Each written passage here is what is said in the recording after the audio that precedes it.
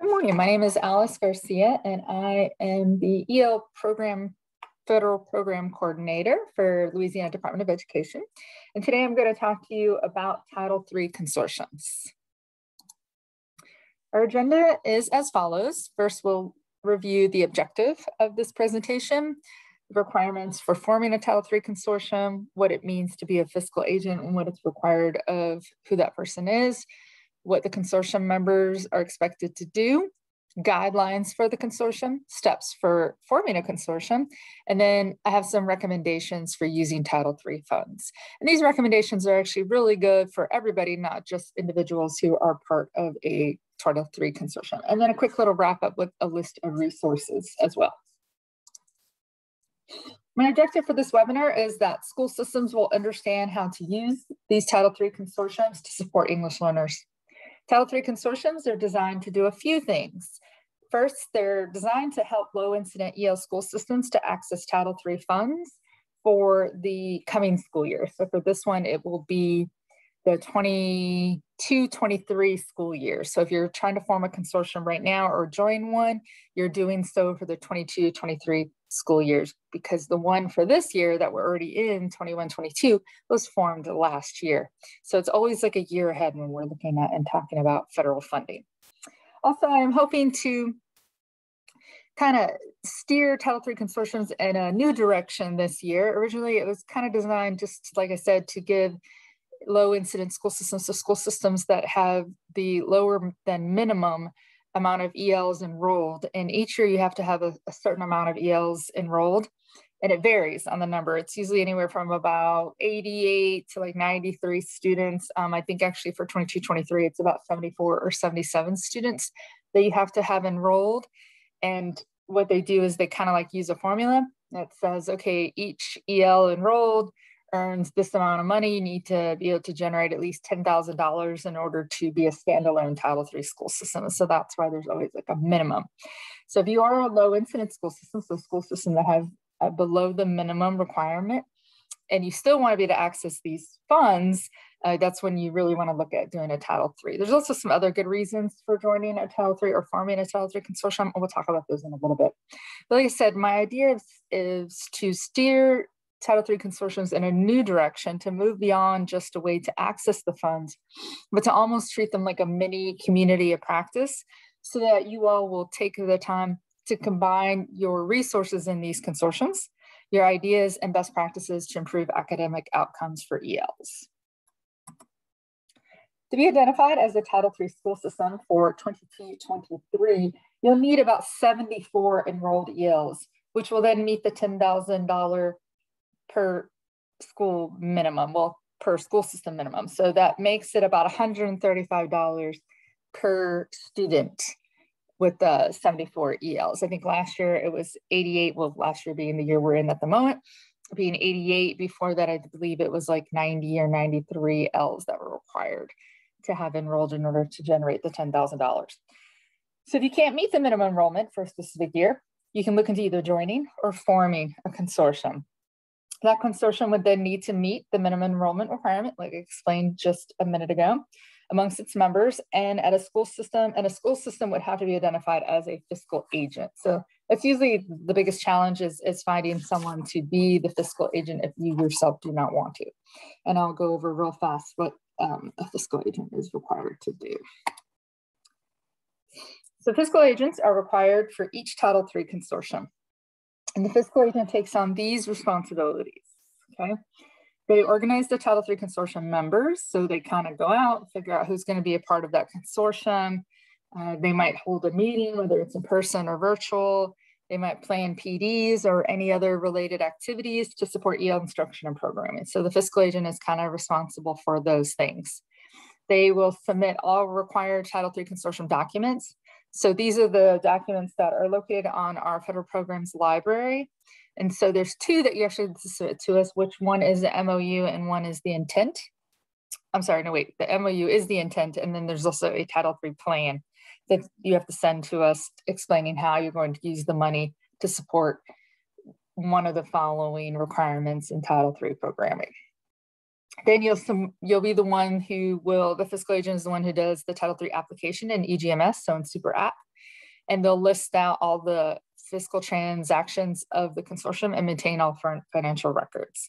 So let's say you're getting $28,000 as a consortium for Title III because you have 3 charters, and that's how much money is being generated between the 3 charters.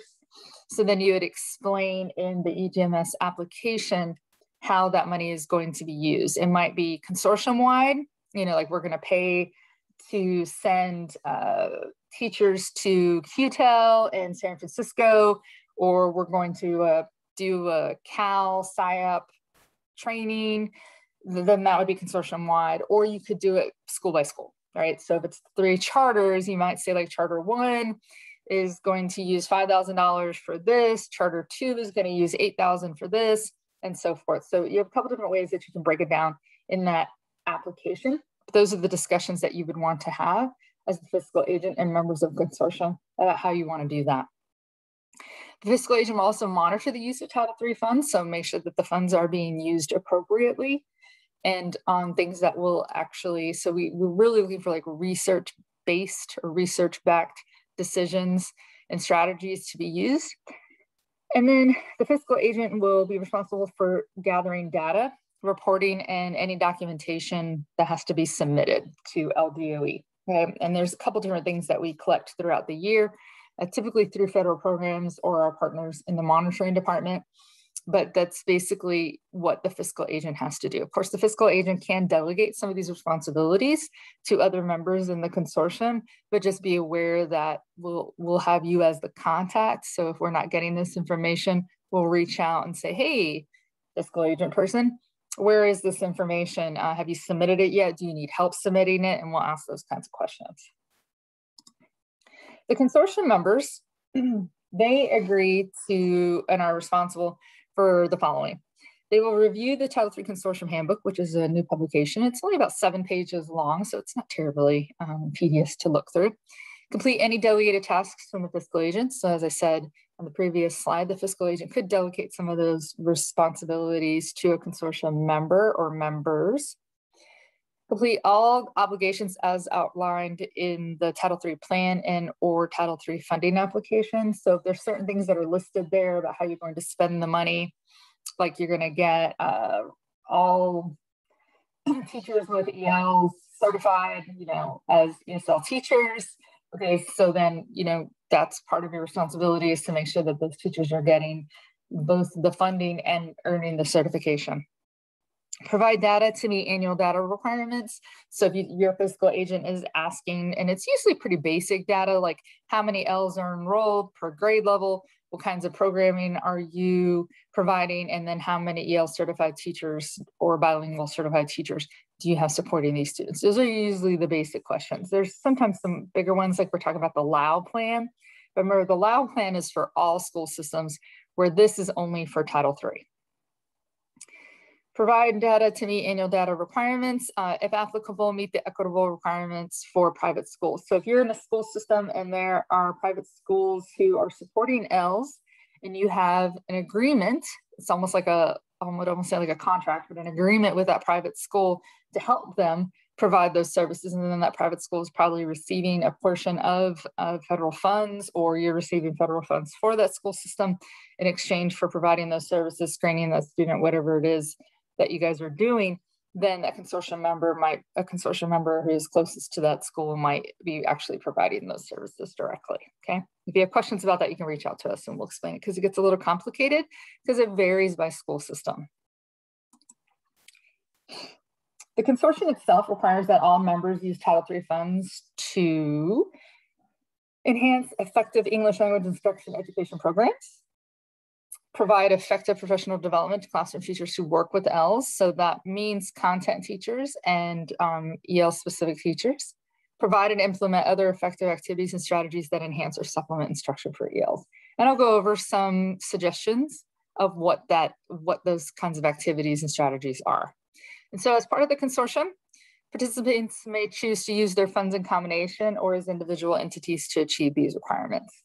So this is kind of where I'm really trying to steer the consortiums is if you are like a pretty small consortium, and let's say that between the 3 hypothetical schools, we're only generating $12,000. Not a ton of money, but it is enough money to look into some PD options, particularly when we release the new LDO PD vendor guide. It should be coming out in mid to late October. You'll find that there are definitely some PD options available at different price points. So it's not that you have to have like $50,000 in order to provide PD. You can still, you can still get some pretty good PD with a couple $1,000s. So again, that would be something where if we are a small consortium, we're only generating about 12,000. I don't want to blow all of my Title III money on one PD, but maybe I could do half, right? So I could do about $6,000, find a good PD vendor, particularly one out of that ELPD vendor guide, and then use the additional 6,000 to do something like an after-school reading program. So that way I would use the money to purchase books or to pay for an hourly salary for either a paraeducator or preferably an ESL teacher. These are the steps to forming a Title III consortium. Okay, you'll attend the LDOE Title III Consortium informational meeting. That's basically what this is, and/or review the Title III Consortium handbook. Then you'll meet with other members of the potential consortium, draft the documents. Like I said, there's actually 3 documents that you'll draft, but only 2 that have to be submitted to LDOE. And then obtain the signatures on the MOU and the intent form. And those are the 2 that will be submitted to LDOE. Fiscal Agents submits the completed intent to form a Title III consortium with Title III plan to LDOE. And then what we'll do is we'll verify the count. So we got to make sure that amongst your schools that are part of the consortium, you meet the minimum amount to be a Title III consortium. And then any other related consortium guidance, we'll also send that out to you. The next big question is to ask is, how do we use Title III funds? Well, we have some suggestions. There is a table in the Title III Consortium Handbook that kind of lists out the federal requirements, some suggestions, and then I give you some links to different ones. And then there are different things that LDOE has put out that kind of give you links to vendors or publishers who might have some of the materials or services that you would want to use your Title III money on.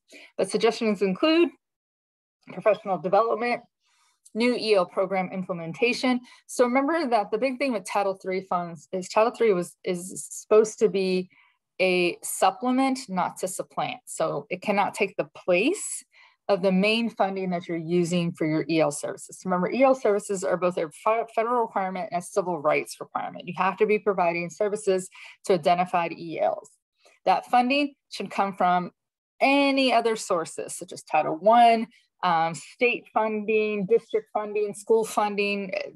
Though that is where the majority of the funding and the main source of how you're keeping your EL programs going, it should be coming from.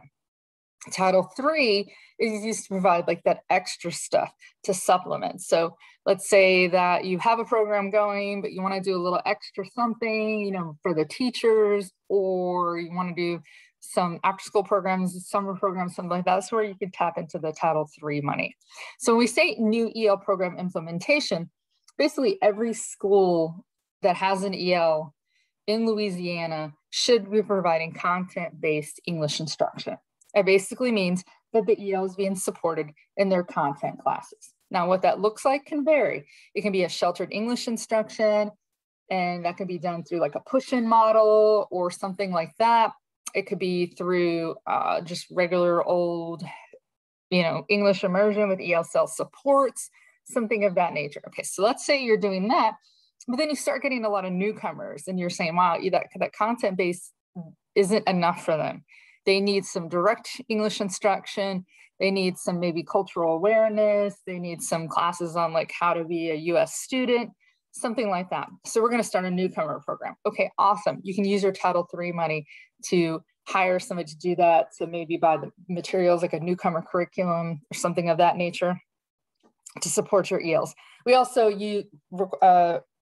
set aside specific money from Title III for people looking to start a two-way immersion program, because you've probably already had several other kinds of EL programs in place and you're just now wanting to add a two-way immersion. We can look at Title III for that.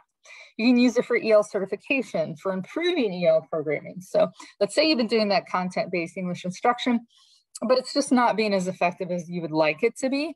So you can say, okay, we have a plan to improve our program, and it's going to be, we're going to certify all teachers who have at least 5 or more students, EL identified students. Okay, cool. That's part of improving an EL program. Materials for EL programming or instruction. So you can look in our supporting newcomer and beginner EL curriculum guidance and purchase things from there, or you can look at our regular material, such as our Tier 1 material guidance, our IMR, things like that. Purchase materials from there, or if you find something else that we've not heard about, you could use it to, you could use this money to purchase those materials as well. Additional EL staff. So I wouldn't necessarily, unless you're getting a lot of money from Title III, I wouldn't necessarily tie someone's salary only to Title III, because Title III is what we call soft money, meaning it kind of comes and goes and it fluctuates. So it's sometimes hard to budget for like an entire salary and benefits with Title III, but you might be able to pay like a stipend to a teacher or a para or somebody like that. That might be a good thing. Or like if you have a part-time person, or if you are getting like a sizable chunk of money, then you could possibly do have somebody specific for Title III. Extended programs, so those are those before school, after school, summer school, Saturday school, whatever you want. You know, you could do fun things like that for your Ls. Tutoring programs, right? So instead of having those kiddos being pushed out of class, which, you know, we do not like, and being sent to you at all hours of the day to get work done, say, okay, and you know, and I did this in North Carolina, and it was very, very effective. On Tuesdays and Thursdays from like 3:30 to 4:30, we had an after-school tutoring program, and the kids could basically come with anything that they were working on and get help during that time. And it cut down tremendous. I mean, they simply didn't come at other times because I had classes, but they would come and ask for help in like US history or civics or, God forbid, math, or one of their other subject areas in order to get that help. And that was always really cool. Family engagement. So this is beyond what is like required by Title I and Title IV. I think it's the other one that requires family engagement. But this is like if you're going to do something special and in addition. EL software technologies. So you want to look at a couple of those programs that have become really popular, or if you have like certain devices that you want to make sure they have access to. Additional translation services. So remember, this is to supplement, not supplant. So you can't just have this one and only translator or your only translation contract being paid for through Title III, because remember that's just the basics. You have to do that no matter what. But if you have additional things that you're doing, like maybe a college night or a Spanish-speaking parent night or something like that, that could be an addition. You could use this money. A supplemental instruction, multilingual, bilingual book clubs. I don't think we spend enough money in those areas. So you could use this money to purchase not only the books, but to also build out like a bilingual library, to buy e-readers for the students, anything kind of fun like that. Especially recommend this for like the younger grades, younger classes, or if you know that they're reading some pretty popular, say, classics in like middle school or high school, see if you can find the Spanish versions of those books, front load them with them. But remember, these kids do need to be literate in their native language in order to get those. But say, hey, next month we're going to be reading Lord of the Flies. So I'm going to go ahead and give you the Spanish version of it so you can start familiarizing yourself with the story, because we are going to be reading it in English. That'd be a great way to spend some of this money and to really help your students both build their native language capacity and also build their literacy skills. And then language classes. You could do like a language lab at lunch or a language cafe. You could do kind of like a breakfast bunch kind of thing where they're practicing their English. And you could even kind of do it like a swap thing where they practice their English with the English speaking kids. And then you might have the US based kids who are taking Spanish class come in and then get an opportunity to practice their Spanish with your Spanish speaking Ls. That would be a really cool thing to do with Title III money. So now this is where you would typically ask questions, but since this is a recording, if you do have questions, please feel free to email them to me and I'll show you my email address in just a second. And then these are the resources that we have available. This presentation is available in the Federal Support and Grantee Relations Library, or you can just shoot me an email at alice.garcia@la.gov and I will get it to you, or I'll send you the link. And if you have any other questions, please do not hesitate to reach out. All right, thank you very much. and I hope to hear from you soon.